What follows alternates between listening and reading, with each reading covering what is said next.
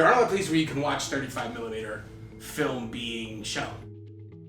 We've got the original 35 millimeter prints and the largest, what was at one time the largest non-IMAX screen in the state.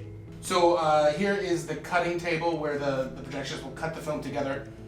They can identify different stills using this light table here on the table.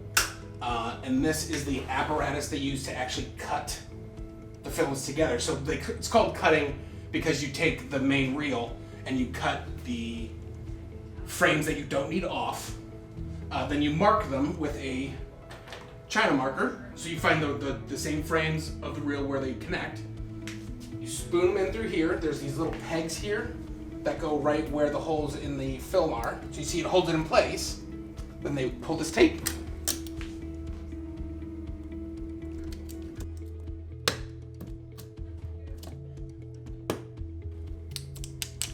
And now it's one film. And then when we're all done with the film, take them back apart, connect them back to their reel, and send it back to the studio or the rental house. And that's how you cut a film together.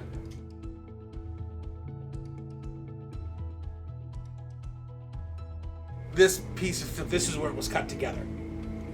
So we put these two pieces of film into that machine, put the tape over, clamped it, and now it's one piece of film. And then the film comes up through here in front of the lamp, and then the image comes through here, through that lens, then eventually through this lens to the screen, and then the film comes up this way, turns around on these reels over to there, where it gets re-spooled onto another reel.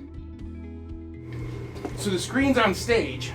There are 3 stage weights pushing the bottom of the screen out because these don't have keystoning on them. Keystoning is unless you put a projector directly across from the screen at a flat angle and a straight line of projection, the image starts to warp at the edges, like a keystone that holds together an arch. Digital projectors, you just do a lens shift and it slowly fixes it. Well, these don't have that. There is apparently a metal plate somewhere that can be filed, but there's only so far you file before you go too far and you can't undo it. So by kicking the bottom of the screen out, we're changing the projection surface instead of the projection itself.